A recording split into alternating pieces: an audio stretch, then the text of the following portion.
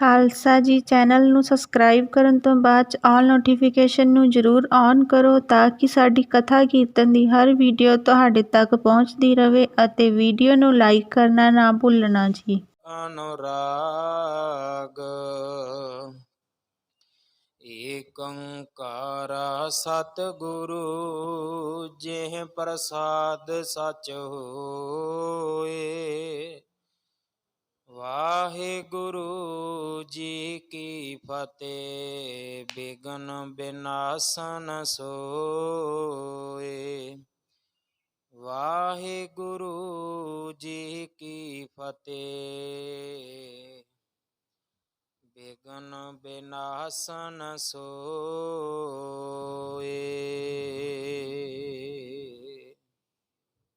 ਜਪ ਜਹ ਸ਼੍ਰੀ ਗੁਰ ਸ਼ਬਦ ਬਖਾਨਾ।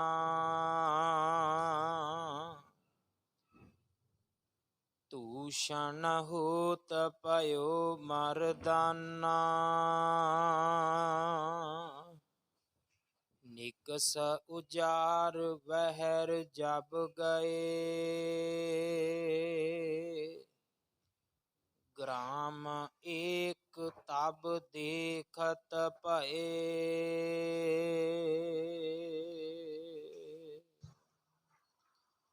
ਵਾਹਿਗੁਰੂ ਜੀ ਕਾ ਖਾਲਸਾ ਵਾਹਿਗੁਰੂ ਜੀ ਕੀ ਫਤਿਹ।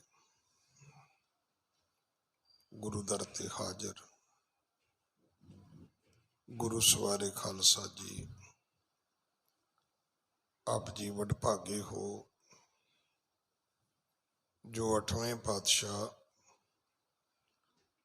ਬਾਲਾ ਪ੍ਰੀਤਮ ਸਤਿਗੁਰੂ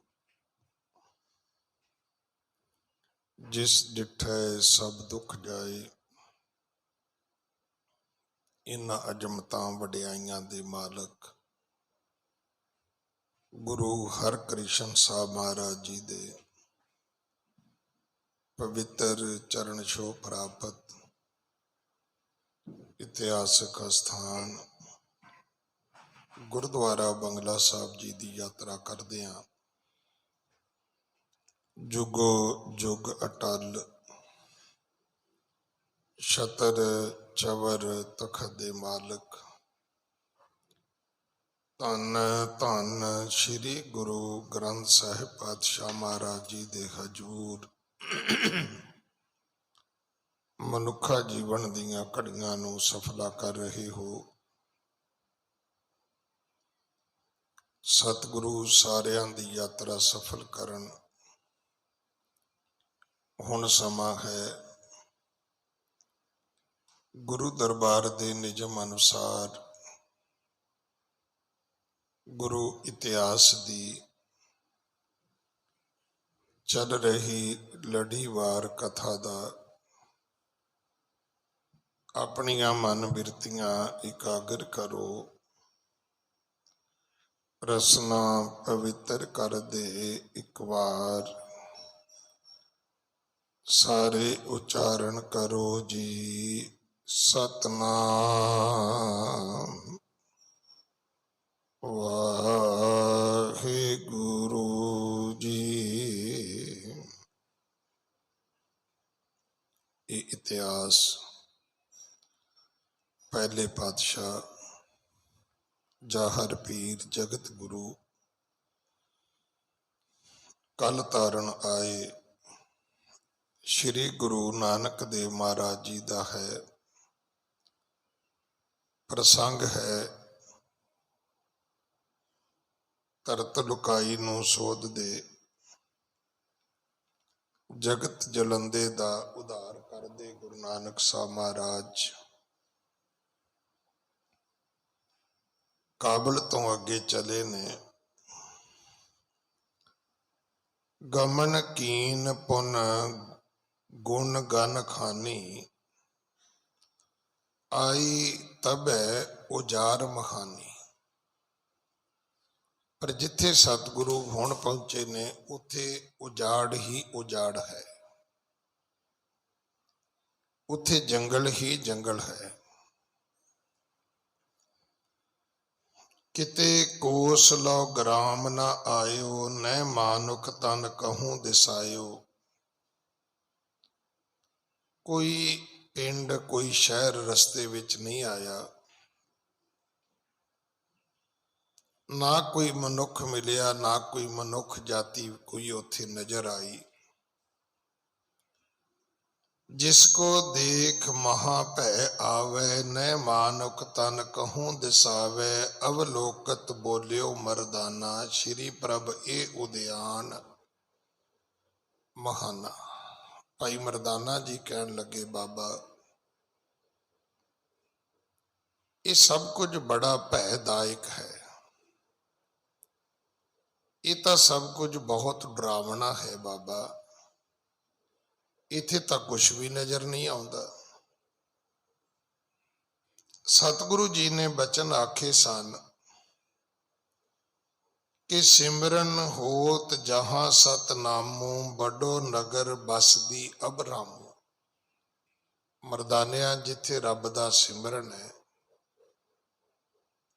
वो तो वसदी सगन अपार, वो तो मानो कि नगरी वसदी है।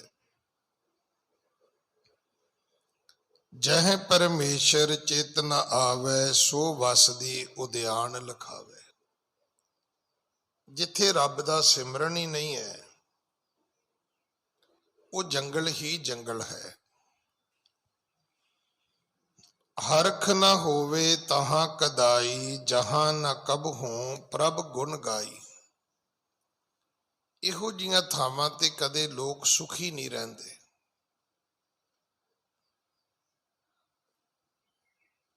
हुण भी तुसी वेखो, जिस घर विच खुशी है वो घर स्वर्ग है, जिस घर विच दुख है वही घर नरक है। स्वर्ग नरक कोई वखरे देश नहीं हैगे, कलयुग सतयुग कोई वखरे समय नहीं हैगे। जिथे संतोखी लोग रहिंदे ने उथे सतयुग है, जिथे तृष्णा विच भरे लोग रहिंदे ने उथे कलयुग है।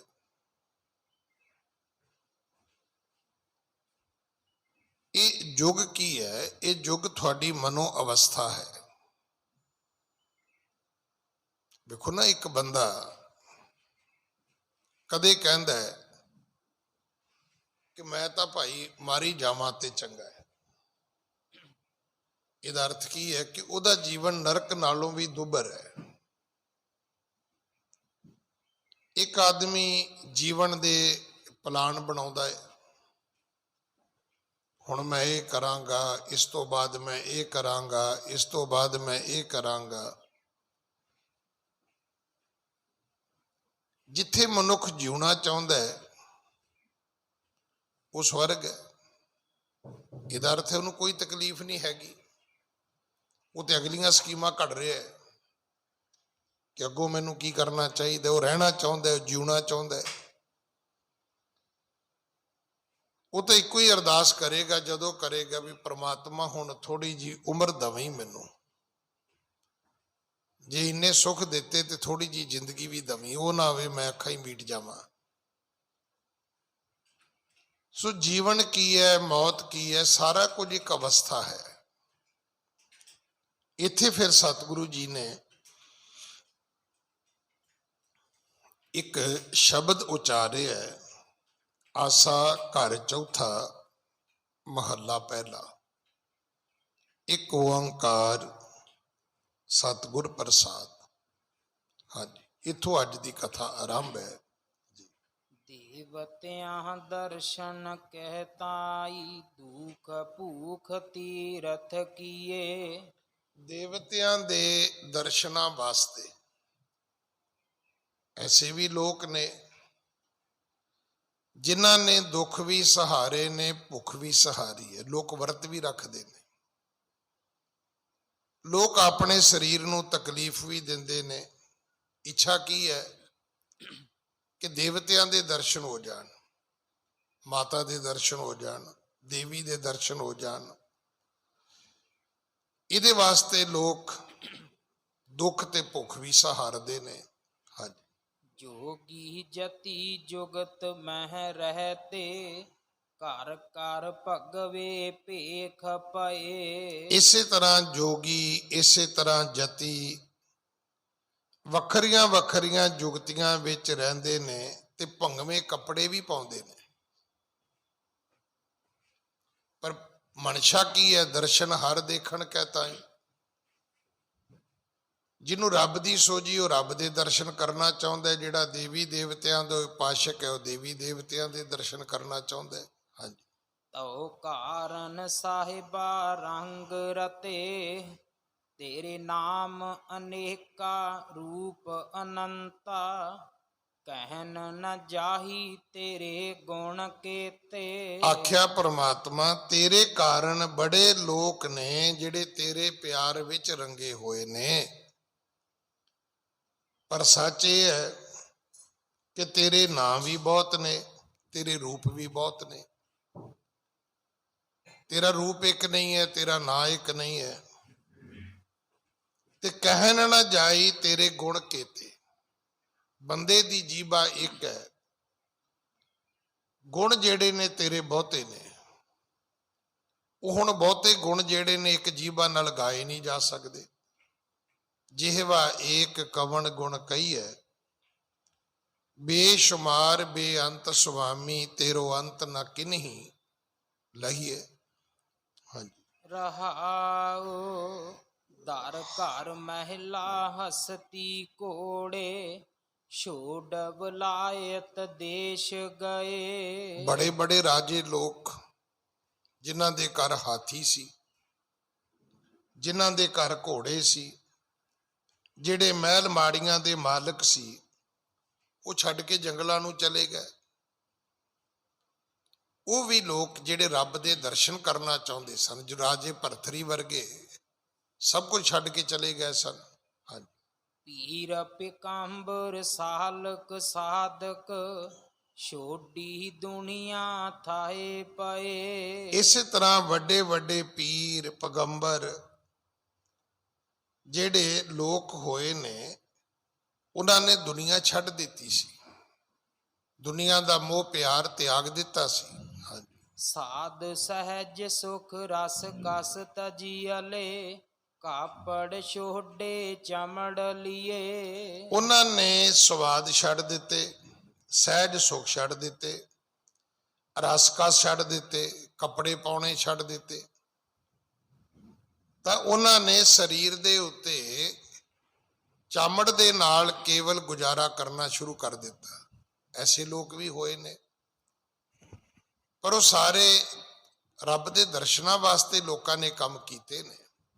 ਕੋਈ ਜੋਗੀ ਹੋ ਗਏ, ਕੋਈ ਜਤੀ ਹੋ ਗਿਆ, ਕੋਈ ਤਪੀ ਹੋ ਗਏ, ਕੋਈ ਸੰਨਿਆਸੀ ਹੋ ਗਿਆ, ਕੋਈ ਦੇਵੀਆਂ ਦੇ ਦਰਸ਼ਨ ਕਰਨ ਚੱਲ ਪਏ, ਕਈ ਰਾਜੇ ਮਹਾਰਾਜੇ ਆਪਣੀਆਂ ਮਹਿਲ ਮਾੜੀਆਂ ਹਾਥੀ ਘੋੜੇ ਛੱਡ ਕੇ ਚਲੇ ਗਏ, ਆਪਣੇ ਰਸਕਾ ਛੱਡ ਦਿੱਤੇ ਉਹਨਾਂ ਨੇ। ਦੁਖੀਏ ਦਰਦਵੰਦ ਦਰ ਤੇਰੇ, ਨਾਮ ਰਤੇ ਦਰਵੇਸ ਪਏ। ਪਰਮਾਤਮਾ ਬੜੇ ਸਾਰੇ ਦੁਖੀਏ ਦਰਦਵੰਦ ਤੇਰੇ ਦਰ ਤੇ ਪਏ ਹੋਏ ਨੇ, ਤੇਰੇ ਨਾਮ ਦੇ ਵਿੱਚ ਰਤੇ ਨੇ, ਤੇ ਲੋਕ ਉਹਨਾਂ ਨੂੰ ਦਰਵੇਸ਼ ਕਹਿੰਦੇ ਨੇ। ਖੱਲੜੀ ਖਪਰੀ ਲੱਕੜੀ ਚਮੜੀ, ਸਿੱਖਾ ਸੂਤ ਧੋਤੀ ਕੀਨੀ। ਉਹਨਾਂ ਨੇ ਖੱਲੜੀ ਧਾਰਨ ਕਰ ਲਈ, ਖਪਰੀ ਆਪਣੇ ਹੱਥ ਵਿੱਚ ਫੜ ਲਈ, ਡੰਡਾ ਹੱਥ ਵਿੱਚ ਫੜ ਲਿਆ, ਫਿਰ ਬੋਦੀ ਰੱਖ ਲਈ, ਧੋਤੀ ਪਾ ਲਈ, ਬੜੇ ਸਾਰੇ ਭੇਖ ਕੀਤੇ ਉਹਨਾਂ ਨੇ। ਹਾਂਜੀ, ਤੂੰ ਸਾਹਿਬ ਹਉ ਸਾਂਗੀ ਤੇਰਾ, ਭਰਨ ਵੈ ਨਾਨਕ ਜਾਤ ਕੈਸੀ। ਪਰ ਪਰਮਾਤਮਾ ਮੈਨੂੰ ਨਹੀਂ ਪਤਾ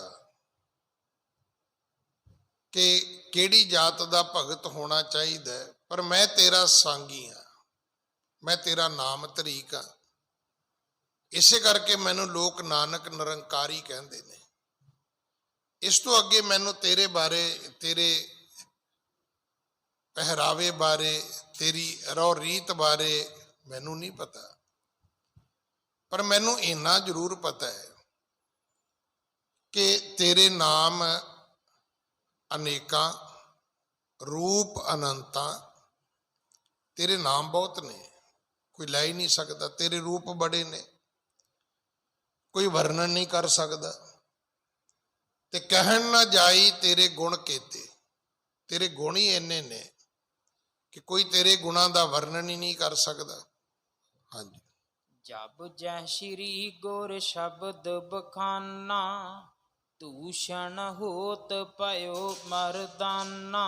जदों इस तरह सतगुरां ने बचन उचारे ने, फिर भाई मरदाना जी चुप कर गए।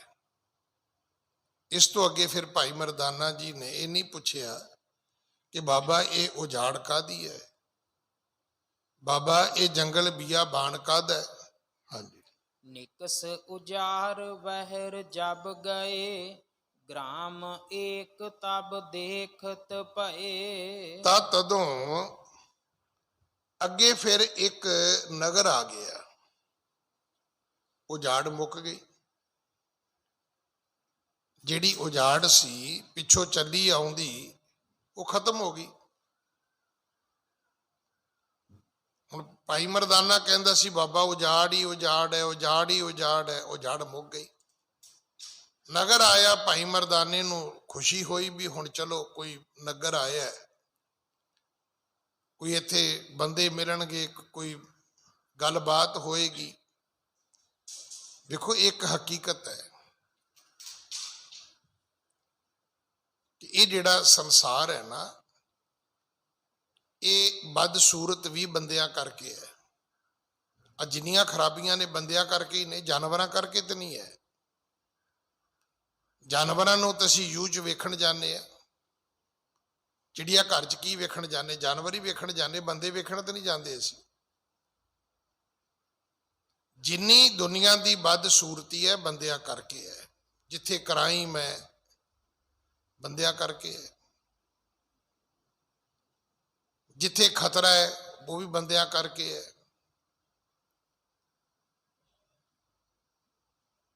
ते खूबसूरती भी बंदियां करके है।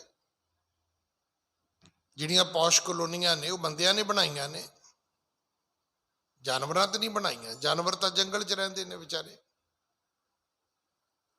बदसूरती भी बंदियां करके है, खूबसूरती भी बंदियां करके है। जो कुछ चंगा हो रहा वह भी बंदियां करके है, जो कुछ माड़ा हो रहा वह भी बंदियां करके है।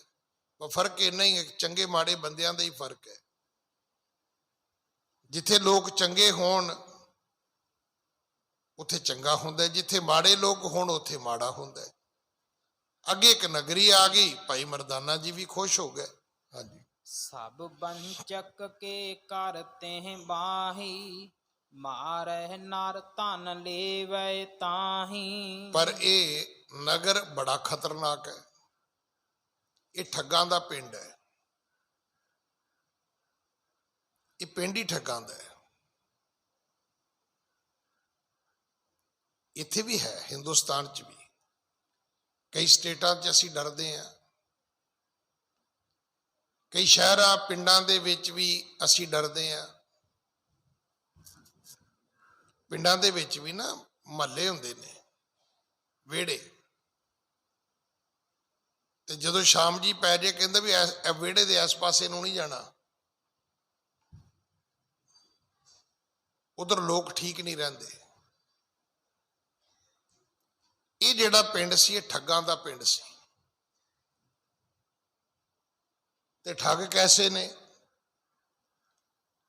मारै नार धन लेवै ताही। ये ठग इदां दे नहीं भी तुहाडे कोलों कोई चीज़ ठग लैणगे। इन्हां ठग्गां दा काम यह है भी बंदा मार दिओ ते समान खोह लाओ, मुद्दा ही खत्म करो। आम ठग कौन हुंदा है? देखो चोर विच फर्क है। चोर हमेशा अख चुरा के चोरी करता है, ठग अख चुरा के चोरी नहीं करता। ठग तुहाडियां अखां विच अखां पा के चोरी करता है। ठग कौन है? एवें भतीजा बन जाएगा तुहाडा, होर सुना भूआ की हाल है, ਪਤਾ ਉਦੋਂ ਲੱਗਦਾ ਜਦੋਂ ਭੂਆ ਦਾ ਝੋਲਾ ਲੈ ਕੇ ਗਾਂਹ ਜਾਂਦਾ ਹੈ। ਭੂਆ ਸੋਚਦੀ ਵੀ ਸ਼ਾਇਦ ਪਤਾ ਨਹੀਂ ਪਿਛਲੇ ਪਿੰਡੋਂ ਭਤੀਜਾ ਹੋਏਗਾ। ਠੱਗੀ ਵਿੱਚ ਫਰਕ ਹੈ, ਚੋਰੀ ਵਿੱਚ ਫਰਕ ਹੈ, ਡਾਕੇ ਵਿੱਚ ਫਰਕ ਹੈ। ਡਾਕਾ ਕਦੇ ਰਾਤ ਨੂੰ ਨਹੀਂ ਮਾਰਨ ਦੀ ਲੋੜ ਪੈਂਦੀ, ਉਹ ਦਿਨੇ ਮਾਰਦੇ ਨੇ ਔਰ ਸ਼ਰੇਆਮ ਮਾਰਦੇ ਨੇ। ਔਰ ਉਹਨਾਂ ਨੂੰ ਇਸ ਗੱਲ ਨਾਲ ਕੋਈ ਵਾਸਤਾ ਨਹੀਂ ਹੁੰਦਾ ਵੀ ਉੱਥੇ ਗਨਮੈਨ ਹੈਗਾ ਕਿ ਨਹੀਂ ਹੈਗਾ। ਜਿਹੜੇ ਡਾਕੇ ਵਾਲੇ ਲੋਕ ਨੇ ਉਹ ਤਾਂ ਪੂਰੀ ਤਿਆਰੀ ਕਰਕੇ ਆਉਂਦੇ ਨੇ। ਹੇਰਾ ਫੇਰੀ ਹੋਰ ਤਰੀਕੇ ਨਾਲ ਹੁੰਦੀ ਹੈ। ਠੱਗੀ ਔਰ ਹੇਰਾ ਫੇਰੀ ਵਿੱਚ ਫਰਕ ਹੈ। ਹੇਰਾ ਫੇਰੀ ਹੈ ਜਿਹੜੀ ਸ਼ਾਇਦ ਤੁਹਾਨੂੰ ਪਤਾ ਹੀ ਨਹੀਂ, ਕਈ ਵਾਰੀ ਲੱਗਦਾ ਹੀ ਨਹੀਂ, ਜੇ ਲੱਗਦਾ ਹੈ ਤੇ ਬੜੇ ਚਿਰ ਬਾਅਦ ਲੱਗਦਾ ਵੀ ਮੇਰੇ ਨਾਲ ਹੇਰਾ ਫੇਰੀ ਹੋ ਗਈ ਹੈ। ਜਿਵੇਂ ਜਿਵੇਂ ਨਾਮ ਬਦਲ ਜਾਣਗੇ ਉਵੇਂ ਉਹਦੀ ਪ੍ਰਕਿਰਿਆ ਬਦਲਦੀ ਜਾਏਗੀ। ਜਿਵੇਂ ਜਿਵੇਂ ਪ੍ਰਕਿਰਿਆ ਬਦਲੇਗੀ ਉਵੇਂ ਉਵੇਂ ਉਹਦੇ ਅੱਗੋਂ ਜਿਹੜੇ ਉਹਦਾ ਐਕਸ਼ਨ ਰਿਐਕਸ਼ਨ ਹੈ ਉਹ ਵੀ ਬਦਲਦਾ ਤੁਰਿਆ ਜਾਏਗਾ। ਪਰ ਇਹ ਅਜੀਬ ਕਿਸਮ ਦੇ ਠੱਗ ਸੀ। ਠੱਗ ਦਾ ਮਤਲਬ ਹੁੰਦਾ ਕਿਸੇ ਨੂੰ ਠੱਗ ਲੈਣਾ। ਕਈ ਵਾਰੀ ਨਾ ਅਸੀਂ ਖੁਦ ਵੀ ਕਹਿੰਦੇ, ਮੈਨੂੰ ਐਂ ਲੱਗਦਾ ਜਿੱਦਾਂ ਮੈਂ ਨਾ ਆਪਣੇ ਆਪ ਨੂੰ ਠੱਗਿਆ ਹੋਇਆ ਮਹਿਸੂਸ ਕਰਦਾ ਵੀ ਕਿਸੇ ਨੇ ਮੇਰੇ ਤੋਂ ਕੁਝ ਲੈ ਲਿਆ ਤੇ ਮੇਰੇ ਕੋਲ ਤਾਂ ਬਚਿਆ ਹੀ ਕੁਛ ਨਹੀਂ। ਮੇਰੇ ਹੱਥਾਂ 'ਚ ਹੀ ਕੋਈ ਲੈ ਕੇ ਚਲਾ ਗਿਆ, ਮੈਂ ਤਾਂ ਆਪਣੇ ਆਪ ਨੂੰ ਠੱਗਿਆ ਹੋਇਆ ਮਹਿਸੂਸ ਕਰਦਾ। ਪਰ ਇਹ ਠੱਗ ਬੜੇ ਖਤਰਨਾਕ ਨੇ। ਇਹਨਾਂ ਦੀ ਮਰਿਆਦਾ ਹੀ ਇਹ ਹੈ ਕਿ ਪਹਿਲਾਂ ਬੰਦਾ ਮਾਰਦੇ ਨੇ, ਮਗਰੋਂ ਸਮਾਨ ਖੋਹਦੇ ਨੇ, ਲੁੱਟਦੇ ਨੇ, ਸਮਾਨ ਮਗਰੋਂ ਚੁੱਕਦੇ ਨੇ। ਪਹਿਲੀ ਮਰਿਆਦਾ ਹੀ ਇਹ ਹੈ ਕਿ ਬੰਦੇ ਨੂੰ ਖਤਮ ਕਰ ਦਿੰਦੇ ਨੇ। ਇਹ ਸਭ ਬੰਚਕ ਕੇ ਘਰ ਤੇ ਮਾਹੀ ਮਾਰੇ ਨਰ, ਪਹਿਲਾ ਬੰਦਾ ਮਾਰਦੇ ਨੇ, ਧਨ ਲੈਵੇਂ ਤਾਂ ਹੀ, ਮੁੜ ਕੇ ਉਹਦਾ ਧਨ ਖੋਹ ਲੈਂਦੇ ਨੇ, ਚੁੱਕ ਲੈਂਦੇ ਨੇ। ਹਾਂਜੀ। ਤਿਨ ਕੁਸਮਤ ਦੇਨ ਕੇ ਹੇਤਾ, ਪਰ ਵਿਸ਼ੇਗ ਰਾਮੈ ਕਿਰਪਨ ਕੀਤਾ। ਹੁਣ ਚਾਹੀਦਾ ਕੀ ਸੀ? ਚਾਹੀਦਾ ਸੀ ਵੀ ਇਹੋ ਜਿਹੇ ਪਿੰਡ ਦੇ ਬਾਹਰੋਂ ਨਿਕਲ ਜਾਓ। ਪਰ ਜਿਹੜਾ ਬਾਬਾ ਧਰਤ ਲੁਕਾਈ ਸੋਧਣ ਆਇਆ, ਅੱਜ ਵੀ ਤੁਹਾਨੂੰ ਬੜੇ ਲੋਕ ਮਿਲਣਗੇ, ਸੇਵਾ ਵੀ ਕਰਨਗੇ, ਹੋਰ ਬੜਾ ਕੁਝ ਲੋਕ ਕਰਦੇ ਨੇ। ਪਰ ਜਦੋਂ ਉਹਨਾਂ ਦੀ ਤੁਸੀਂ ਸਾਰੀ ਸਟੱਡੀ ਕਰੋਗੇ, ਉਹਨਾਂ ਨੂੰ ਨੇੜੇ ਹੋ ਕੇ ਪੜ੍ਹੋਗੇ, ਵੇਖੋਗੇ, ਫਿਰ ਤੁਹਾਨੂੰ ਕੁਝ ਹੋਰ ਹੀ ਰੂਪ ਨਜ਼ਰ ਆਏਗਾ।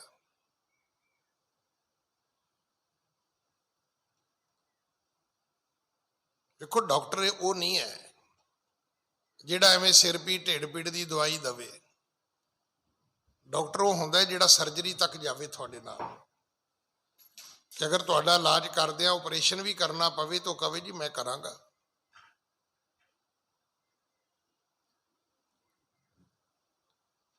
ਹੁਣ ਗੁਰੂ ਨਾਨਕ ਸਾਹਿਬ ਮਹਾਰਾਜ ਨੇ ਵੇਖਿਆ ਵੀ ਇਹ ਤੇ ਬੰਦੇ ਪਿੰਡ ਬੜਾ ਖਤਰਨਾਕ ਹੈ, ਤੇ ਸਤਿਗੁਰੂ ਜੀ ਨੇ ਟਾਲਾ ਨਹੀਂ ਵੱਟਿਆ। ਜਿਹੜਾ ਅਸੀਂ ਸ਼ਬਦ ਪੜ੍ਹਦੇ ਹਾਂ ਨਾ ਗੁਰੂ ਕਲਗੀਧਰ ਪਿਤਾ ਦਾ, ਸ਼ੁਭ ਕਰਮਨ ਤੇ ਕਬਹੂ ਨਾ ਟਰੋ, ਇਹਦੇ ਅਰਥ ਇਹ ਹੁੰਦੇ ਨੇ। ਸਵਾਲ ਤੇ ਹੈ ਨਾ ਵੀ ਕੋਈ ਸੀਸ ਤਲੀ ਤੇ ਰੱਖ ਕੇ ਵੀ ਤਾਂ ਗੱਲ ਕਰੇ, ਕੋਈ ਆਪਣੀ ਜਿੰਦ ਜੋਖਮ ਵਿੱਚ ਪਾ ਕੇ ਵੀ ਤਾਂ ਗੱਲ ਕਰੇ ਨਾ। ਸਤਿਗੁਰੂ ਆਪ ਖੁਦ ਉਸ ਪਿੰਡ ਵਿੱਚ ਪ੍ਰਵੇਸ਼ ਕਰਦੇ ਨੇ। ਨਹੀਂ ਤਾਂ ਤੁਸੀਂ ਜਿੰਨੀ ਪਿੱਛੇ ਕਥਾ ਸੁਣੀ ਹੈ, ਕਦੇ ਸਤਿਗੁਰੂ ਕਿਸੇ ਪਿੰਡ 'ਚ ਨਹੀਂ ਸੀ ਜਾਂਦੇ। ਹੁਣੇ ਹਸਨ ਅਬਦਾਲ ਦੀ ਕਥਾ ਸੁਣੀ ਹੈ, ਸਤਿਗੁਰੂ ਉੱਪਰ ਗਏ ਹੀ ਨਹੀਂ। ਨਹੀਂ ਤੇ ਜੇ ਉਹਨੂੰ ਸਵਾਰਨਾ ਸੀ ਵਲੀ ਕੰਧਾਰੀ ਨੂੰ, ਤੇ ਬਾਬਾ ਆਪ ਉੱਪਰ ਚਲਾ ਜਾਂਦਾ ਨਾ, ਥੱਲੇ ਬਹਿ ਗਿਆ, ਉਹ ਥੱਲੇ ਆਇਆ। ਹਰ ਪਿੰਡ ਦੇ ਸਤਿਗੁਰੂ ਬਾਹਰ ਬੈਠਦੇ ਨੇ, ਜਾਂ ਕਾਬਲ ਵਿੱਚ ਸਿੱਧੇ ਮਸੀਤ ਵਿੱਚ ਗਏ, ਨਹੀਂ ਤੇ ਅਮੂਮਨ ਸਤਿਗੁਰੂ ਕਿਸੇ ਦੇ ਧਰਮ ਮੰਦਿਰ 'ਚ ਨਹੀਂ ਸੀ ਜਾਂਦੇ। ਇੱਥੇ ਵੀ ਇਦਾਂ ਹੀ ਹੋਇਆ, ਸਤਿਗੁਰੂ ਸਿੱਧੇ ਨਗਰ ਦੇ ਅੰਦਰ ਚਲੇ ਗਏ। ਹਾਂਜੀ। ਜਗਤ ਈਸ਼ਵਰ ਇੱਕ ਖੇਲ ਮਚਾਵਾ, ਬੰਚਕ ਕੁਮਤ ਹਰਨ ਹਿਤ ਠਾਵਾ। ਸਤਿਗੁਰੂ ਜੀ ਨੇ ਫਿਰ ਇੱਥੇ ਆਪਣੀ ਇੱਕ ਮਾਇਆ ਵਰਤਾਈ। ਮਾਇਆ ਕੀ ਵਰਤਾਈ? ਕਿ ਉਹ ਜਿਹੜੇ ਵੰਚਕ ਲੋਕ ਸੀ ਉਹਨਾਂ ਦੀ ਮੱਤ ਨੂੰ ਕਿਵੇਂ ਹਿਰਿਆ ਜਾਏ। ਦੇਖੋ ਤੁਹਾਡੀ ਵਡਿਆਈ ਇਹ ਹੈ ਕਿ ਕੀ ਤੁਸੀਂ ਸ਼ਰਾਬ ਪੀਣ ਵਾਲੇ ਕਿਸੇ ਦੀ ਸ਼ਰਾਬ ਛਡਾਈ ਹੈ, ਕਿਸੇ ਕੇਸ ਕੱਟਣ ਵਾਲੇ ਦੇ ਕੇਸ ਰਖਾਏ ਨੇ, ਕਿਸੇ ਬੀੜੀ ਪੀਣ ਵਾਲੇ, ਕਿਸੇ ਸਿਗਰਟ ਪੀਣ ਵਾਲੇ, ਕਿਸੇ ਝੂਠ ਬੋਲਣ ਵਾਲੇ, ਕਿਸੇ ਚੋਰੀ ਕਰਨ ਵਾਲੇ ਕਿਸੇ ਬੰਦੇ ਨੂੰ ਸੁਧਾਰਿਆ?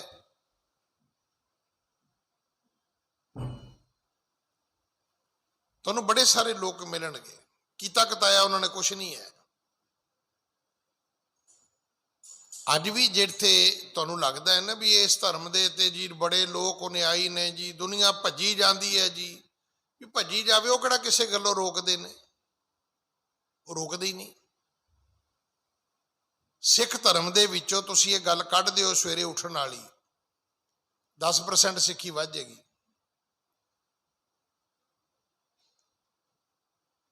ਸਿੱਖੀ ਦੇ ਵਧਣ ਵਿੱਚ 10% ਰੁਕਾਵਟ ਹੈ ਵੀ ਸਵੇਰੇ 4 ਵਜੇ ਕੌਣ ਉੱਠੇ, ਕਿਹੜਾ ਉੱਠ ਕੇ ਇਸ਼ਨਾਨ ਕਰੇ, ਕਿਹੜਾ ਪਾਠ ਕਰੇ।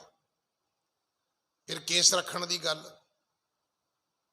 ਤੁਸੀਂ ਅੱਜ ਛੁੱਟੀ ਦੇ ਦਿਓ ਵੀ ਕੋਨੇ ਮੋਨੇ ਵੀ ਸਿੱਖ ਹੋਣਗੇ, 10% ਉਹ ਵੱਧ ਜਾਣਗੇ।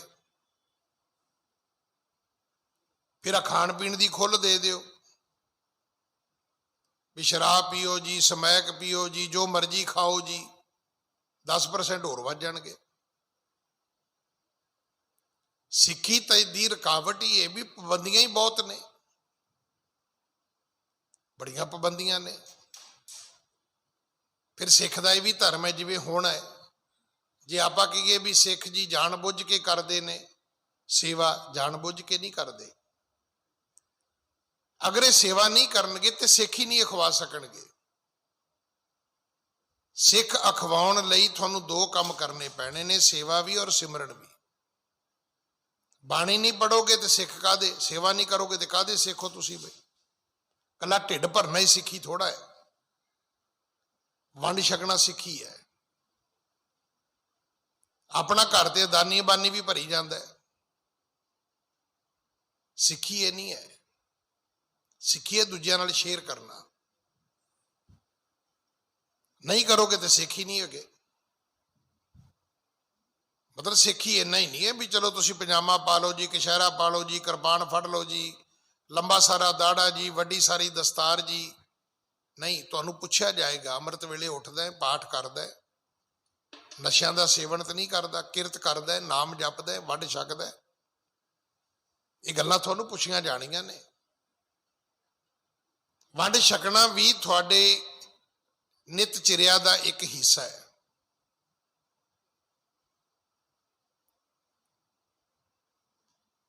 ਹੁਣ ਸਤਿਗੁਰੂ ਉਸ ਨਗਰੀ ਦੇ ਅੰਦਰ ਚਲੇ ਗਏ, ਕਾਹਦੇ ਲਈ ਗਏ? ਸਤਿਗੁਰੂ ਚਾਹੁੰਦੇ ਨੇ ਕਿ ਇਹ ਲੋਕ ਠੀਕ ਹੋ ਜਾਣ। ਵੇਖੋ ਸਾਡੇ ਜਿਵੇਂ ਹੁਣ ਤੁਹਾਨੂੰ ਲੱਗਦਾ ਭਾਈ ਸਾਹਿਬ ਤੇ ਜੀ ਰੋਜ਼ ਬੜੀ ਵਧੀਆ ਗੱਲ ਕਰਦੇ, ਪਰ ਮੇਰੀ ਵੀ ਸੀਮਾ ਹੈ। ਤੁਸੀਂ ਗੁਰਦੁਆਰੇ ਆਏ ਹੋ, ਮੈਂ ਤੁਹਾਨੂੰ ਰੋਜ਼ ਹੀ ਕਹੀ ਜਾਣਾ ਆਇਆ ਕਰੋ ਗੁਰਦੁਆਰੇ। ਅਸਲ ਅਪਰੋਚ ਇਹ ਵੀ ਆਪਾਂ ਉਹਨਾਂ ਘਰਾਂ ਵਿੱਚ ਜਾਈਏ ਜਿਹੜੇ ਘਰਾਂ 'ਚ ਬੈਠੇ ਨੇ, ਉਹਨਾਂ ਨੂੰ ਕਹੀਏ ਵੀ ਗੁਰਦੁਆਰੇ ਜਾਇਆ ਕਰੋ। ਜਿਹੜਾ ਪਾਠ ਕਰਦਾ ਆਪਾਂ ਉਹਨੂੰ ਹੀ ਕਹੀ ਜਾਂਦੇ ਪਾਠ ਕਰਿਆ ਕਰੋ ਜੀ।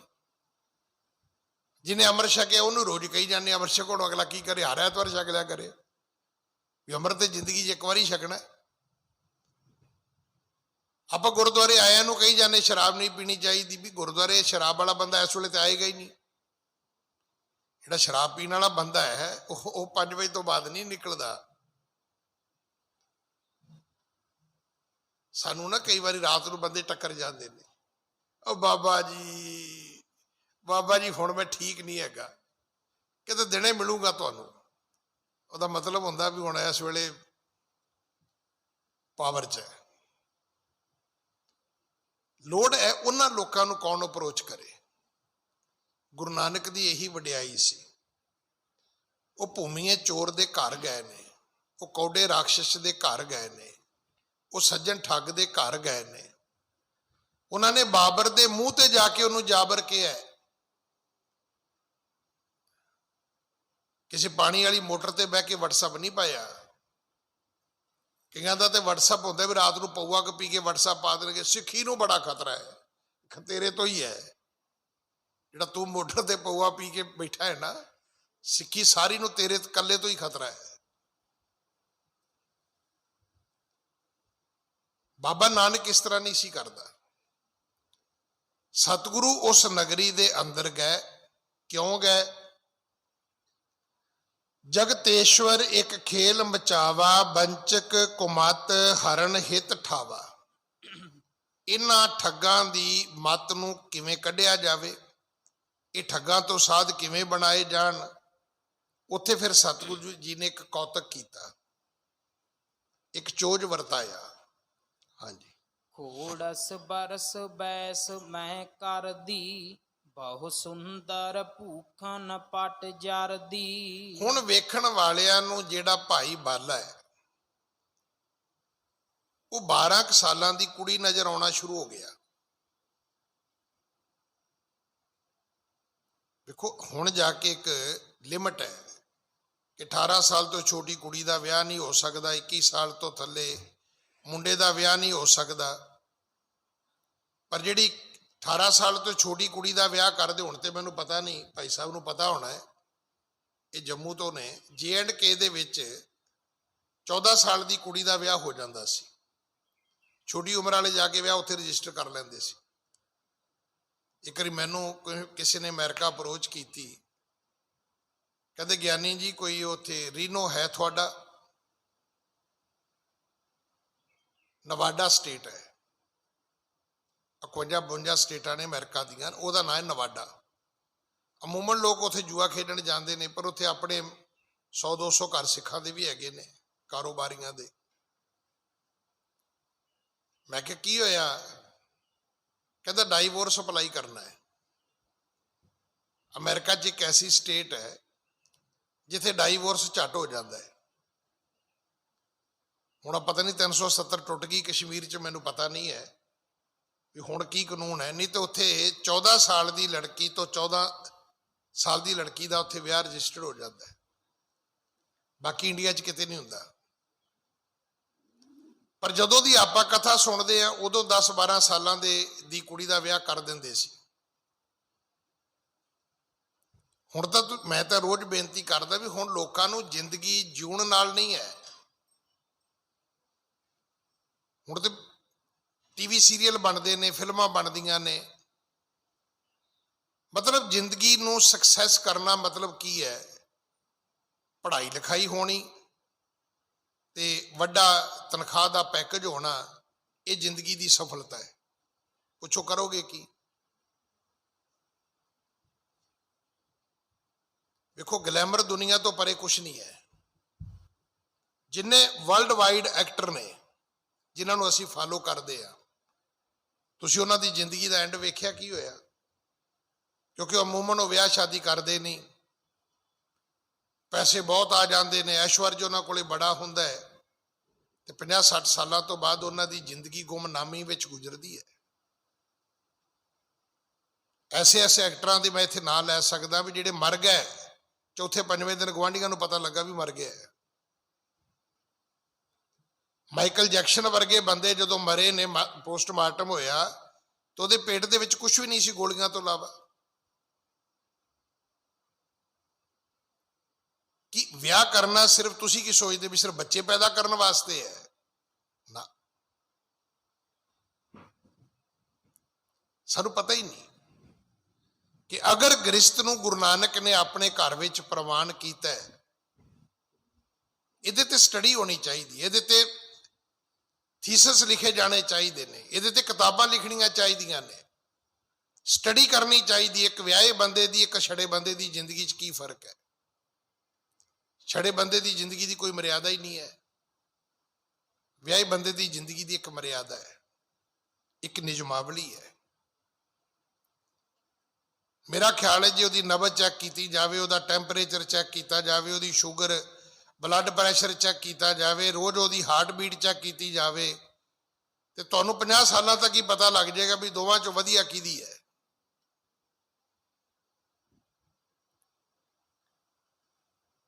ਸਤਿਗੁਰੂ ਜੀ ਨੇ ਐਸਾ ਕੌਤਕ ਰਚਿਆ ਕਿ ਭਾਈ ਬਾਲੇ ਦੀ ਉਮਰ ਬਣਾ ਦਿੱਤੀ 12 ਸਾਲ। 12 ਸਾਲਾਂ ਦੀ ਕੁੜੀ ਇੱਕ ਲੜਕੀ, ਹੁਣ ਜਿਹੜਾ ਵੇਖਦਾ ਉਹਨੂੰ ਲੜਕੀ ਨਜ਼ਰ ਆਉਂਦੇ ਨੇ ਭਾਈ ਬਾਲਾ ਜੀ, ਤੇ ਲੜਕੀ ਕਿਹੋ ਜਿਹੀ ਹੈ? ਖੋੜਸ ਬਰਸ ਬੈਸ ਮੈਂ ਕਰਦੀ, ਬਹੁਤ ਸੁੰਦਰ ਭੂਖਣ ਪਟ ਜਰਦੀ। ਉਹ ਲੜਕੀ ਜਿਹੜੀ ਸੋਹਣੀ ਬਹੁਤ ਹੋਵੇ, ਉਹ ਲੜਕੀ ਜਿਹਨੇ ਗਹਿਣੇ ਬੜੇ ਸੋਹਣੇ ਪਾਏ ਹੋਣ, ਉਹ ਲੜਕੀ ਜਿਹਨੇ ਰੇਸ਼ਮ ਦੇ ਕੱਪੜੇ ਪਾਏ ਹੋਣ। ਵੇਖੋ ਹੁਣ ਤੇ ਕੱਪੜੇ ਦੀ ਵੈਰਾਈਟੀ ਬਹੁਤ ਆ ਗਈ, ਬੜੀ ਵੰਨਗੀ ਹੈ, ਬੜੇ ਰੰਗ ਬਰੰਗੇ ਕੱਪੜੇ ਆ ਗਏ।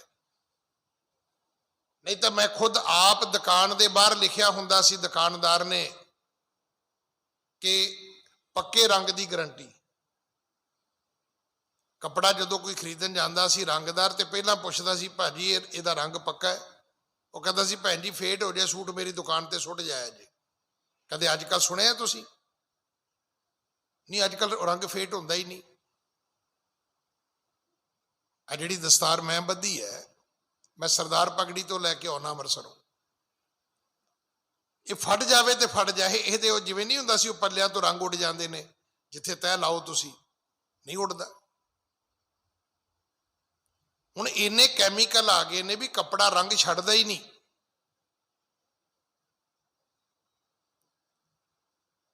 ਪਰ ਕਦੇ ਵਕਤ ਸੀ ਕਿ ਉਦੋਂ ਕੱਪੜਾ ਹੁੰਦਾ ਹੀ ਦੋ ਤਿੰਨ ਤਰ੍ਹਾਂ ਦਾ ਸੀ। ਆ ਪਲਿਸਟਰ ਮੇਰੇ ਵਹਿੰਦਿਆਂ ਵਹਿੰਦਿਆਂ ਚੱਲਿਆ, ਉਸ ਤੋਂ ਪਹਿਲਾਂ ਪਲਿਸਟਰ ਨਹੀਂ ਸੀ ਹੁੰਦਾ। ਪਰ ਅੱਜ ਤੇ ਕੱਪੜੇ ਦੀ ਕੋਈ ਉਹਦੇ ਪਤਾ ਹੀ ਨਾ ਹੀ ਨਹੀਂ ਪਤਾ ਵੀ ਕਿਹੜਾ ਕੱਪੜਾ, ਉਹਦੀ ਕਿੰਨੀ ਕੀਮਤ ਹੈ, ਕੀਮਤ ਹੀ ਨਹੀਂ ਪਤਾ। ਲੱਖ ਲੱਖ 2-2 ਲੱਖ ਰੁਪਏ ਮੀਟਰ ਕੱਪੜਾ ਹੈ। ਗੁਰੂ ਸਾਹਿਬ ਨੇ ਜਿਹੜਾ 12 ਸਾਲਾਂ ਦੀ ਕੁੜੀ ਦਾ ਬੇਖ ਭਾਈ ਬਾਲੇ ਦਾ ਬਣਾਇਆ, ਉਹਦੇ ਉੱਤੇ ਜਿਹੜਾ ਸੂਟ ਨਜ਼ਰ ਆਉਂਦਾ ਹੈ ਉਹ ਰੇਸ਼ਮ ਦਾ ਹੈ। ਸਰੀਰ ਦੇ ਉੱਤੇ ਗਹਿਣੇ ਬੜੇ ਨਜ਼ਰ ਆਉਂਦੇ ਨੇ। ਤੇ ਏਦਾਂ ਸਮਝ ਲਓ ਕਿ ਇਹ ਲੜਕੀ ਵਿਆਹੀ ਹੋਈ ਲੜਕੀ ਹੈ, ਉਹਨੂੰ ਨਾਲ ਲੈ ਕੇ ਤੇ ਇਹ ਦੋ ਵਿਅਕਤੀ ਜਾ ਰਹੇ ਨੇ। ਤੇ ਰਸਤੇ ਵਿੱਚ ਮੰਨੋ ਕਿ ਉਹਨਾਂ ਨੂੰ ਇਹ ਪਿੰਡ ਆਇਆ ਹੈ, ਤੇ ਉਹ ਇਸ ਪਿੰਡ ਦੇ ਵਿੱਚ ਪ੍ਰਵੇਸ਼ ਕਰਦੇ ਨੇ। ਇਦਾਂ ਦਾ ਰੂਪ ਧਾਰਨ ਕਰਕੇ ਗੁਰੂ ਨਾਨਕ ਸਾਹਿਬ ਉਸ ਪਿੰਡ ਦੇ ਵਿੱਚ ਅੰਦਰ ਗਏ ਨੇ, ਉਸ ਪਿੰਡ ਵਿੱਚ ਪ੍ਰਵੇਸ਼ ਕੀਤਾ ਹੈ। ਹਾਂਜੀ। ਜਾਂ ਬੂਨਦ ਕਟ ਨਿਜ ਸੋ ਕਰ, ਪੋਸ਼ਿਸ਼ ਸਿਹਤ ਬਣਾਏ। ਇਸ ਤਰ੍ਹਾਂ ਸੋਨੇ ਦੇ ਕੜੇ, ਇਹਨਾਂ ਨੂੰ ਕਹਿੰਦੇ ਨੇ ਜਬ ਬੂਨਦ ਕਟ ਨਿਜ ਸੋ ਕਰ, ਪੋਸ਼ਿਸ਼ ਸਿਹਤ ਬਣਾਏ। ਤੇ ਗੁਰੂ ਨਾਨਕ ਸਾਹਿਬ ਦਾ ਰੂਪ ਕੀ ਹੈ? ਵੇਖਣ ਵਾਲੇ ਨੂੰ ਇੰਜ ਲੱਗੇ ਵੀ ਚਿੱਟੇ ਕੱਪੜੇ ਤੇ ਸੋਨੇ ਦੇ ਕੜੇ, ਵੀ ਕੋਈ ਅਮੀਰ ਸ਼ਾਹੂਕਾਰ ਆਦਮੀ ਹੈ, ਉਹ ਵਿਆਹੀ ਬੱਚੀ ਲੈ ਕੇ ਤੇ ਜਾ ਰਿਹਾ ਹੈ। ਹਾਂਜੀ। ਮਰਦਾਨਾ ਨਿਜ ਡੂਮ ਹੈ, ਜਨ ਮੁਕ ਲਾਵਣ ਜਾਏ। ਤੇ ਭਾਈ ਮਰਦਾਨਾ ਇਹ ਕੋਈ ਪਿੰਡ ਦਾ ਕੋਈ ਗਰੀਬ ਆਦਮੀ ਹੈ, ਤੇ ਉਹ ਇਸ ਵਿਆਹੇ ਜੋੜੇ ਦੇ ਨਾਲ ਜਾ ਰਿਹਾ ਹੈ। ਜਾਂ ਇਹ ਕਹਿ ਲਈਏ ਵੀ ਪਿਓ ਧੀ ਜਾ ਰਹੇ ਨੇ, ਤੇ ਨਾਲ ਇੱਕ ਗਰੀਬ ਆਦਮੀ ਵੀ ਹੈਗਾ, ਕੋਈ ਡੂਮ ਵੀ ਹੈਗਾ ਨਾਲ, ਜਿਹੜਾ ਉਹਨਾਂ ਦੇ ਨਾਲ ਜਾ ਰਿਹਾ ਹੈ। ਅੱਜ ਕੱਲ ਜਿਵੇਂ ਤੁਸੀਂ ਵੇਖਿਆ ਕਿ ਅਮੀਰਾਂ ਦਾ ਕਿ ਵੀ ਟ੍ਰੈਂਡ ਹੈ। ਕਦੇ ਵਕਤ ਸੀਗਾ ਸ਼ਤਾਬਦੀ 'ਚ ਬਹਿ ਕੇ ਜਾਈਦਾ ਸੀ ਨਾ, ਸਟੇਟਸ ਹੁੰਦਾ ਸੀ। ਭਾਈ ਸਾਹਿਬ ਸ਼ਤਾਬਦੀ ਤੇ ਆਏ ਹੋ? ਹਾਂ ਹਾਂ ਸ਼ਤਾਬਦੀ ਤੇ ਆਏ ਆ ਜੀ। ਤੁਸੀਂ ਯਕੀਨ ਕਰਨਾ, ਮੈਂ ਮੁੜ ਕੇ ਸ਼ਤਾਬਦੀ ਤੇ ਚੜ੍ਹਨਾ ਹੀ ਛੱਡਤਾ। ਸ਼ਤਾਬਦੀ ਦੀ ਇਕਨੋਮੀ ਕਲਾਸ ਦੇ ਵਿੱਚ ਅਮੂਮਨ ਤੁਹਾਡੇ ਨਾਲ ਕਿਸੇ ਅਮੀਰ ਦੇ ਕੰਮ ਵਾਲੀ ਲੜਕੀ ਬੈਠੀ ਹੁੰਦੀ ਹੈ, ਕਿਉਂਕਿ ਉਹ ਚਲੇ ਗਿਆ ਐਗਜ਼ੈਕਟਿਵ ਕਲਾਸ ਵਿੱਚ ਤੇ ਨੌਕਰ ਉਹਨਾਂ ਦਾ ਬੈਠਾ ਇਕਨੋਮੀ ਕਲਾਸ ਵਿੱਚ। ਅਮੀਰੀ ਦਾ ਇਹ ਵੀ ਇੱਕ ਟਸ਼ਨ ਹੈ। ਬਾਈ ਏਅਰ ਵੀ ਲੋਕ ਲੈ ਕੇ ਜਾਂਦੇ ਨੇ, ਮੇਡ ਨਾਲ ਲੈ ਕੇ ਜਾਂਦੇ ਨੇ, ਨੌਕਰ ਨਾਲ ਲੈ ਕੇ ਜਾਂਦੇ ਨੇ। ਅਮੀਰਾਂ ਦੇ ਹੋਰ ਤਰ੍ਹਾਂ ਦੇ ਚੋਜ ਹੁੰਦੇ ਨੇ। ਗੱਲ ਸਿਰਫ ਇੰਨੀ ਸੀ ਕਿ ਇਹ ਦੱਸਣਾ ਉਸ ਪਿੰਡ ਵਾਲਿਆਂ ਨੂੰ ਕਿ ਇਹ ਜਿਹੜਾ ਅੱਜ ਪਰਿਵਾਰ ਇੱਥੇ ਸਾਡੇ ਪਿੰਡ ਵਿੱਚ ਆਇਆ ਵੀ ਇਹ ਤੇ ਕੋਈ ਬੜਾ ਧਨਾੜ ਹੈ ਜੀ, ਬੜਾ ਅਮੀਰ ਹੈ ਜੀ। ਸਤਿਗੁਰੂ ਜੀ ਨੇ ਉਸ ਨਗਰ ਵਿੱਚ ਪ੍ਰਵੇਸ਼ ਕੀਤਾ ਹੈ। ਹਾਂਜੀ। ਸੋ ਬੰਚਕ ਕੇ ਸਦਨ ਮਜਾਰੀ, ਬੈਠੇ ਜਾਏ ਮਹਾ ਅਗਹਾਰੀ। ਸੋ ਬੰਚਕ ਕੇ ਸਦਨ ਮਝਾਰੀ, ਬੈਠੇ ਜਾਏ ਮਹਾ ਅਗਹਾਰੀ। ਅਗ ਕਹਿੰਦੇ ਨੇ ਪਾਪ ਨੂੰ, ਹਾਰੀ ਕਹਿੰਦੇ ਨੇ ਹਿਰਨ ਵਾਲਾ। ਦੁਨੀਆ ਦੇ ਪਾਪ ਕੱਟਣ ਵਾਲਾ ਗੁਰੂ ਨਾਨਕ ਜਿਹੜਾ ਵੱਡਾ ਠੱਗ ਸੀ ਨਾ ਉਸ ਨਗਰੀ ਦਾ, ਉਹਦੇ ਘਰ ਚਲੇ ਗਏ ਸਿੱਧੇ। ਉਹਨੂੰ ਗਲੀ ਬਾਜ਼ਾਰ ਚ ਉਡੀਕਿਆ ਨਹੀਂ ਵੀ ਕੋਈ ਗਲੀ ਚ ਟੱਕਰੇ ਠੱਗ ਤੇ ਉਹ ਕਵੇ ਜੀ ਮੇਰੇ ਘਰ ਚੱਲੋ ਨਾ। ਚਲਦੇ ਚਲਦੇ ਸਹਿਜ ਸਹਿਜ ਵੱਡੇ ਠੱਗ ਦੇ ਘਰ ਪਹੁੰਚ ਗਏ। ਇੱਥੇ ਠੱਗ ਨੂੰ ਬੰਚਕ ਸ਼ਬਦ ਲਿਖਿਆ ਹੈ। ਇਕ ਬੰਚਕ ਬਹੁ ਉਰ ਹਰਖਾਨਾ, ਨੀਕੀ ਰੀਤ ਕੀਨ ਸਨਮਾਨਾ। ਉਸ ਠੱਗ ਨੇ ਕਮਾਲ ਹੀ ਕਰ ਦਿੱਤੀ। ਉਹਨੂੰ ਤੇ ਚਾਅ ਚੜ ਗਿਆ ਵੀ ਜਿਵੇਂ ਕੋਈ ਬਹੁਤ ਵੱਡਾ ਰਿਸ਼ਤੇਦਾਰ ਆਇਆ ਹੋਵੇ। ਉਹਨੇ ਜੀ ਕੋਈ ਸ਼ਬਦ ਬੋਲ ਛੱਡੇ, ਕੋਈ ਆਓ ਭਗਤ ਕਰ ਛੱਡੀ, ਕਿਉਂਕਿ ਉਹਨਾਂ ਦਾ ਤਰੀਕਾ ਹੀ ਇਹ ਸੀ। ਉਹ ਬੰਦੇ ਨੂੰ ਲੁੱਟਦੇ ਸੀਗੇ, ਠੱਗਦੇ ਸੀ, ਪਰ ਬੜੇ ਵਰਗਲਾਵੇ ਵਿੱਚ ਲੈ ਕੇ। ਅੱਜ ਵੀ ਉਹਨਾਂ ਨੇ ਇਸੇ ਤਰ੍ਹਾਂ ਹੀ ਕੀਤਾ, ਬੜਾ ਚਾਅ ਕੀਤਾ ਜੀ ਆਏ ਹੋ ਜੀ, ਜੀ ਆਇਆਂ ਨੂੰ ਜੀ। ਹਾਂਜੀ, ਆਵੋ ਜੀ ਕਰੀਏ ਘਰ ਡੇਰਾ, ਆਛੀ ਬਿਦ ਸ਼ਰਮ ਕਰੋ ਸੋ ਤੇਰਾ। ਕਹਿਣ ਲੱਗਾ ਜੀ ਬਸ ਹੁਣ ਤੁਸੀਂ ਇੱਥੇ ਹੀ ਰਹਿਣਾ ਹੈ, ਬਸ ਤੁਸੀਂ ਭੁੱਲ ਜਾਓਗੇ, ਐਸੀ ਸੇਵਾ ਕਰਾਂਗਾ ਤੁਹਾਡੀ ਮੈਂ। ਸ਼ਬਦ ਹੀ ਇਹ ਨੇ, ਆਵੋ ਜੀ ਕਰੀਏ ਘਰ ਡੇਰਾ, ਆਛੀ ਬਿਦ ਸ਼ਰਮ ਹਰੋ ਸੋ ਤੇਰਾ। ਕਹਿਣ ਲੱਗਾ ਜੀ ਮੁੱਠੀ ਚਾਬੀ ਵੀ ਕਰਾਂਗਾ। ਤੁਸੀਂ ਬਹੁਤ ਕਿਤੇ ਲੰਬਾ ਤੁਰ ਕੇ ਆਏ ਲੱਗਦੇ ਹੋ ਕਿਸੇ ਦੇਸ਼ ਤੋਂ, ਤੇ ਜਿਵੇਂ ਆਪਾਂ ਅੱਜ ਕੱਲ ਕਹਿੰਦੇ ਵੀ ਕੋਈ ਨਹੀਂ ਜੀ ਮਾਲਸ਼ ਮੁਲਸ਼ ਵੀ ਕਰ ਦਿਆਂਗੇ। ਉਹ ਕਹਿਣ ਲੱਗਾ ਜੀ ਮੁੱਠੀ ਚਾਬੀ ਵੀ ਕਰਾਂਗੇ ਤੇ ਕਿਵੇਂ ਉਤਾਰ ਦਿਆਂਗੇ ਤੁਹਾਡਾ। ਹਾਂਜੀ, ਜੋ ਕਛ ਕਹੋ ਸੋ ਸੇਵਾ ਕਰਹੁ, ਪਾਵੋ ਚਾਪ ਸ਼ਰਮ ਮਗ ਕਾ ਹਰਹੁ। ਜਿਵੇਂ ਕਵੋ ਸੇਵਾ ਕਰਾਂਗਾ, ਮੁੱਠੀ ਚਾਬੀ ਵੀ ਕਰਾਂਗਾ, ਤੁਹਾਡਾ ਥਕੇਵਾ ਵੀ ਉਤਾਰਾਂਗਾ। ਹਾਂਜੀ, ਤਾਂ ਕੇ ਨਕੇਤ ਰਹੇ ਪ੍ਰਭ ਜੀ, ਮਿਲ ਬੰਚਕ ਆਵਤ ਭੇ ਸਮਦਾਈ। ਹੁਣ ਉਹਦੇ ਵੱਡੇ ਠੱਗ ਦੇ ਘਰ ਗੁਰੂ ਸਾਹਿਬ ਠਹਿਰ ਗਏ, ਤੇ ਜਿਹੜੇ ਆਲੇ ਦੁਆਲੇ ਦੇ ਠੱਗ ਸੀ ਉਹ ਆ ਗਏ। ਉਹ ਹੁਣ ਇੱਕ ਦੂਜੇ ਨੂੰ ਇਸ਼ਾਰਾ ਕਰਦੇ ਨੇ ਵੀ ਭਰਾਵਾ ਇਹ ਮਾਲ ਕੱਲਾ ਹੀ ਖਾਏਗਾ, ਹੋ ਸਕਦਾ ਵੀ ਵੰਡ ਕੇ ਛਕਦੇ ਹੋਣ। ਵੈਸੇ ਮੈਂ ਇੱਕ ਆਪ ਜੀ ਨੂੰ ਬੇਨਤੀ ਕਰਾਂ, ਗੁਰਮਤਿ ਦਾ ਬਹੁਤ ਪਿਆਰਾ ਸ਼ਬਦ ਹੈ ਵੰਡ ਛਕਣਾ, ਮੰਨਦੇ ਹੋ? ਪਰ ਜਿਨ੍ਹਾਂ ਨੂੰ ਹੁਕਮ ਹੈ ਉਹ ਘੱਟ ਵੰਡ ਕੇ ਛਕਦੇ ਨੇ। ਪਰ ਆਮ ਜਿਹੜੀ ਦੁਨੀਆ ਚੱਲ ਰਹੀ ਹੈ ਉਹ ਚੱਲ ਇਸੇ ਥਿਊਰੀ ਤੇ ਹੀ ਰਹੀ ਹੈ। ਕੋਈ ਹੈ ਅਫਸਰ ਜਿਹੜਾ ਵੰਡ ਕੇ ਨਾ ਛਕੇ ਤੇ ਉਹ ਨੌਕਰੀ ਕਰ ਸਕਦਾ? ਵੰਡ ਕੇ ਤੇ ਛਕਣਾ ਹੀ ਪਏਗਾ। ਥੱਲੇ ਤੋਂ ਲੈ ਕੇ ਉੱਪਰ ਤੱਕ ਸਭ ਵੰਡਦੇ ਨੇ। ਮਿਨਿਸਟਰੀ ਹੋਵੇ, ਕੁਛ ਹੋਵੇ, ਜੋ ਮਰਜ਼ੀ ਹੋਵੇ, ਜਿਹੜਾ ਮਰਜ਼ੀ ਡਿਪਾਰਟਮੈਂਟ ਹੋਵੇ, ਸਭ ਵੰਡ ਕੇ ਛਕਦੇ ਨੇ। ਸਭ ਦਾ ਕੰਮ ਠੀਕ ਚੱਲੀ ਜਾਂਦਾ ਹੈ, ਪਰ ਉਹਨਾਂ ਦੇ ਅਰਥ ਕੁਝ ਹੋਰ ਹੁੰਦੇ ਨੇ। ਉਹਨਾਂ ਦਾ ਮਤਲਬ ਹੁੰਦਾ ਵੀ ਲੁੱਟ ਦਾ ਮਾਲ ਵੰਡ ਕੇ ਛਕਦੇ, ਰਿਸ਼ਵਤ ਦਾ ਮਾਲ ਵੰਡ ਕੇ ਛਕਦੇ ਨੇ। ਸਿੱਖ ਨੇ ਇਦਾਂ ਨਹੀਂ ਕਰਨਾ। ਸਿੱਖ ਨੇ ਆਪਣੀ ਕਿਰਤ ਵਿੱਚੋਂ ਵੰਡ ਕੇ ਛਕਣਾ ਹੈ। ਸਿੱਖ ਦੀ ਕਿਰਤ ਵਿੱਚ ਪਵਿੱਤਰਤਾ ਹੈ, ਉਹਨਾਂ ਦੇ ਵੰਡ ਛਕਣ ਦੇ ਵਿੱਚ ਵੀ ਪਾਪ ਹੈ। ਹੁਣ ਉਸ ਠੱਗ ਦੇ ਘਰ ਆਂਢੀ ਗੁਆਂਢੀ ਠੱਗ ਇਕੱਠੇ ਹੋ ਗਏ। ਸ਼ਬਦ ਨੇ, ਤਾਂ ਕਿ ਨਕੇਤ ਰਹੇ ਪ੍ਰਭ ਜੀ, ਮਿਲ ਬੰਚਕ ਆਵਤ ਭੇ ਸੁਮਦਾਈ।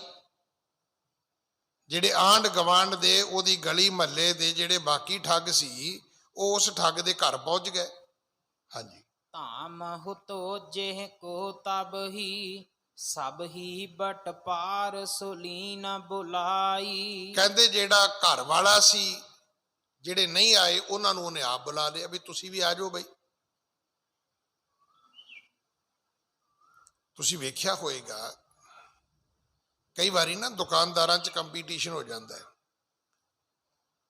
ਮੈਂ ਤੁਹਾਡੇ ਤੋਂ ਸਸਤਾ, ਤੁਸੀਂ ਮੇਰੇ ਤੋਂ ਸਸਤਾ, ਮੈਂ ਤੁਹਾਡੇ ਤੋਂ ਸਸਤਾ, ਤੁਸੀਂ ਮੇਰੇ ਤੋਂ ਸਸਤਾ। ਫਿਰ ਗਾਹਕਾਂ ਨੂੰ ਬੜੀ ਮੌਜ ਲੱਗਦੀ ਹੈ। ਫਿਰ ਥੋੜੇ ਜਿਹੇ ਦਿਨਾਂ ਬਾਅਦ ਦੁਕਾਨਦਾਰਾਂ ਦੀ ਐਸੋਸੀਏਸ਼ਨ ਬਣ ਜਾਂਦੀ ਹੈ।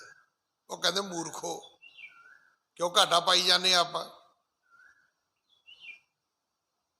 ਫਿਰ ਉਹ ਸਾਰੇ ਰਲ ਜਾਂਦੇ ਨੇ ਆਪਸ ਵਿੱਚ ਵੀ ਨਹੀਂ, ਇਦੋਂ ਥੱਲੇ ਨਹੀਂ ਮਾਲ ਵੇਚਣਾ,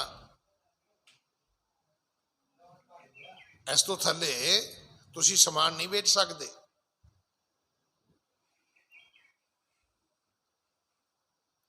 ਹੁਣ ਉਹ ਜਿਹੜੇ ਠੱਗ ਸੀ ਆਪਸ ਵਿੱਚ ਰਲੇ ਸੀ, ਉਹ ਜਿਹੜੇ ਠੱਗ ਦੇ ਘਰ ਗੁਰੂ ਨਾਨਕ ਸਾਹਿਬ ਗਏ, ਕੁਝ ਠੱਗ ਉਹਦੇ ਘਰ ਆਪੇ ਹੀ ਆ ਗਏ, ਕੁਝ ਠੱਗ ਉਹਨੇ ਆਪ ਬੁਲਾ ਲਏ ਵੀ ਆ ਜਾਓ ਭਾਈ। ਹਾਂਜੀ। ਜੋ ਤਲ ਲਾਰ ਬੜੀ ਇਹ ਕੇ, ਧਨ ਹੈ ਬਹੁ ਪਾਸ ਚਲਿਓ ਕੇ ਥਾਈ। ਉਹਨਾਂ ਨੂੰ ਇਹ ਲੱਗਿਆ ਵੀ ਜੇ ਕੱਪੜੇ ਜਰੀ ਦੇ ਨੇ, ਜੇ ਹੱਥਾਂ ਪੈਰਾਂ 'ਚ ਗਹਿਣਾ ਇੰਨਾ ਹੈ ਤੇ ਹੋ ਸਕਦਾ ਕੋਈ ਪੋਟਲੀ ਪਟਲੀ ਵੀ ਹੋਵੇ ਇਹਨਾਂ ਕੋਲੇ, ਕੋਈ ਗੱਠ ਵੀ ਹੋਏਗੀ। ਦੇਖੋ ਅੱਜ ਵਾਲਾ ਸਮਾਂ ਤੇ ਹੈ ਨਹੀਂ ਸੀ ਵੀ ਕ੍ਰੈਡਿਟ ਕਾਰਡ ਹੋਣਗੇ। ਹੁਣ ਤੇ ਕੰਮ ਬੜਾ ਵਧੀਆ ਹੋ ਗਿਆ ਨਾ, ਵੀ ਤੁਹਾਡਾ ਕ੍ਰੈਡਿਟ ਕਾਰਡ ਲੈ ਕੇ ਵੀ ਕਿਸੇ ਦੇ ਕੰਮ ਨਹੀਂ। OTP ਆਏਗਾ ਤੇ ਪੈਸਾ ਰਿਲੀਜ਼ ਹੋਏਗਾ, ਨਹੀਂ ਤਾਂ ਹੋਏਗਾ ਹੀ ਨਹੀਂ। ਜਿਹੜੀ ਹੈ ਪਲਾਸਟਿਕ ਮਨੀ ਆਈ ਹੈ, ਇਹ ਤਾਂ ਯੁੱਗ ਹੀ ਬਦਲ ਗਿਆ ਨਾ। ਤੁਸੀਂ ਸੁਣਿਆ ਹੈ ਕਿ ਮੱਖਣ ਸ਼ਾਹ ਲਬਾਣਿਆ 500 ਸੋਨੇ ਦੀਆਂ ਮੋਹਰਾਂ ਲੈ ਕੇ ਆਇਆ। ਹੁਣ 500 ਸੋਨੇ ਦੀਆਂ ਮੋਹਰਾਂ ਦਾ ਰੇਟ ਕਿੰਨਾ ਹੋਏਗਾ? ਅਗਰ ਅੱਜ ਇੱਕ ਤੋਲਾ 50,000 ਦਾ ਹੈ, ਤੇ ਜੇ ਆਪਾਂ ਇੱਕ ਮੋਹਰ 1 ਤੋਲੇ ਦੀ ਵੀ ਲਾਈਏ, 10 ਗ੍ਰਾਮ ਦੀ ਵੀ ਲਾਈਏ, ਤੇ 500 ਨੂੰ 50 ਨਾਲ ਗੁਣਾ ਕਰ ਲਓ। ਜਦੋਂ 500 ਵਾਰੀ 50,000 ਗਿਣੋਗੇ ਤੇ ਮੇਰਾ ਖਿਆਲ ਤੇ 2.5 ਕਰੋੜ ਬਣ ਜਾਏਗਾ। ਤੇ ਜੇ ਉਹ 2.5 ਕਰੋੜ ਕੈਸ਼ ਲੈ ਕੇ ਤੁਰ ਰਿਹਾ ਹੈ, ਇਸੇ ਕਰਕੇ ਉਹਦੇ ਕੋਲੇ 500 ਘੋੜ ਨਾਲ ਸਿਪਾਹੀ ਸੀਗੇ ਉਹਦੇ।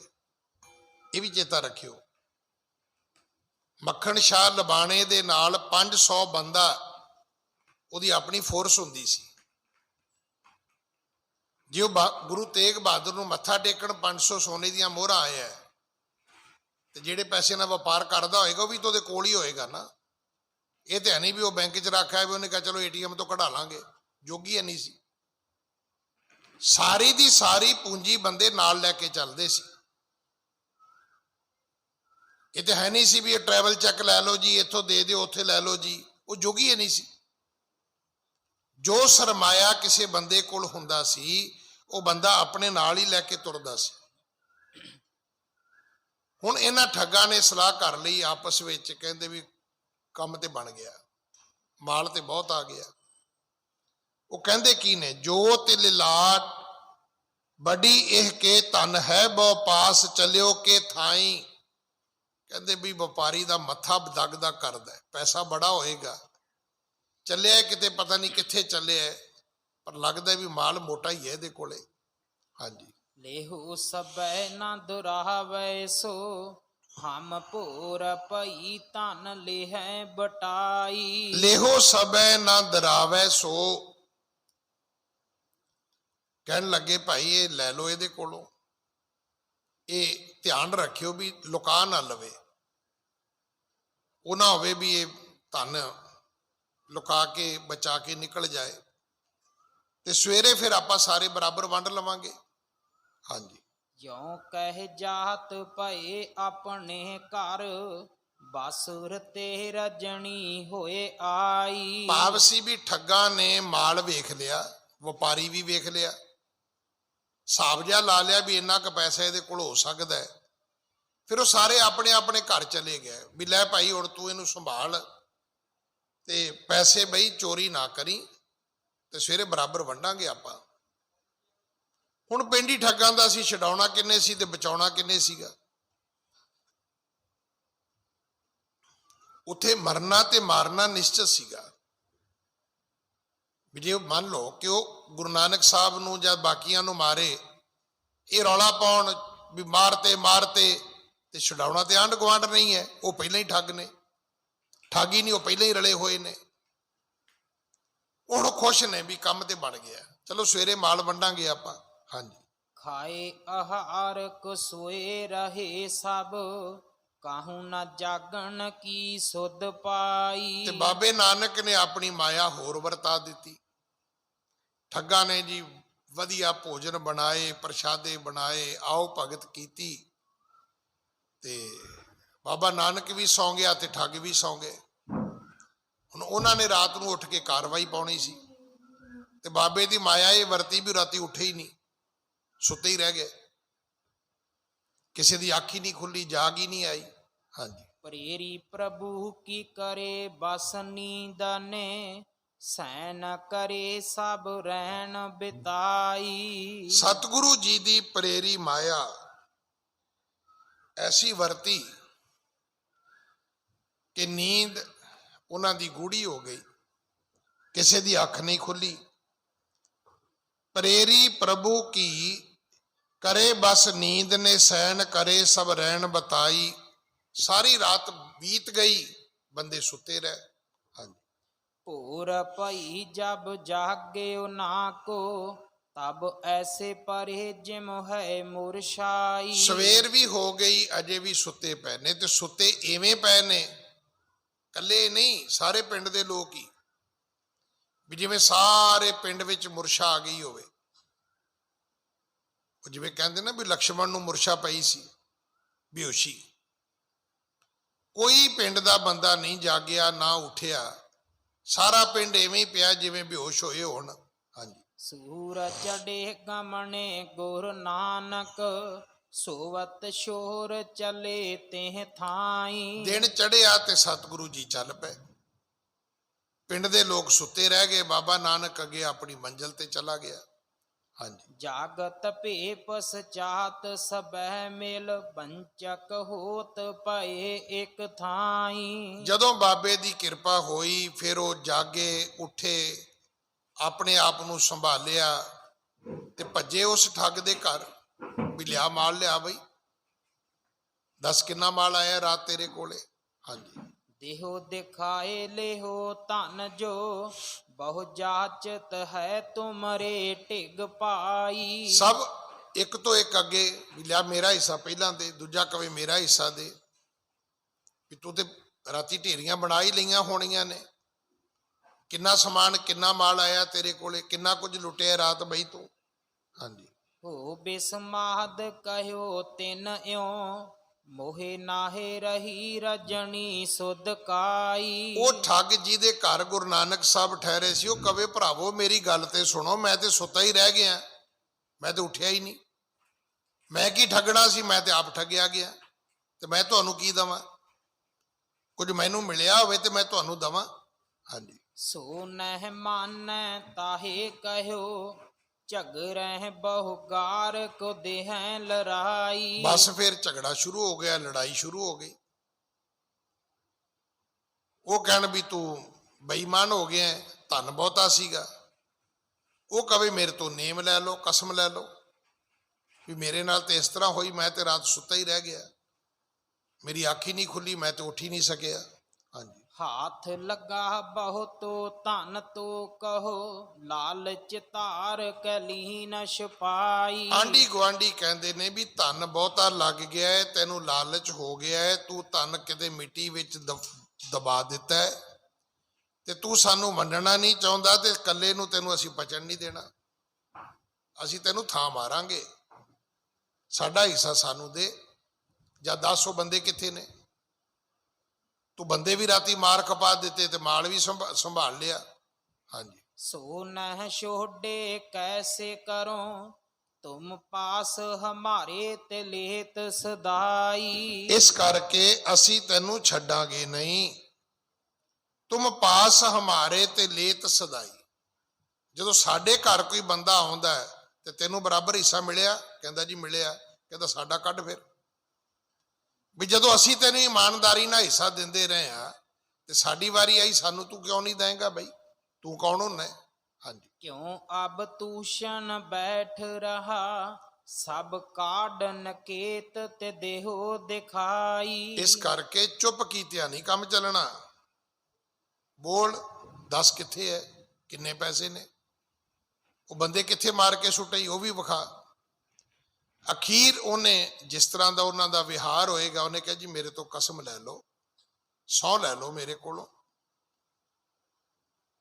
ਮੈਂ ਕੀ ਠੱਗਣਾ ਸੀ, ਮੈਂ ਆਪ ਠੱਗਿਆ ਗਿਆ, ਉਹ ਚਲੇ ਗਏ ਨੇ, ਮੈਂ ਸੁੱਤਾ ਰਹਿ ਗਿਆ। ਅਖੀਰ ਉਹ ਮੰਨ ਗਏ ਗੱਲ ਕਿ ਇਹ ਬੰਦਾ ਸੱਚ ਬੋਲਦਾ ਹੈ, ਠੱਗੀ ਇਹਦੇ ਨਾਲ ਹੋ ਗਈ ਹੈ। ਉਹ ਜਿਹੜੇ ਆਏ ਸੀ ਉਹ ਤੇ ਖਾ ਪੀ ਕੇ ਤੇ ਮੁੱਠੀ ਚਾਪੀ ਕਰਾ ਕੇ ਤੁਰਦੇ ਬਣੇ।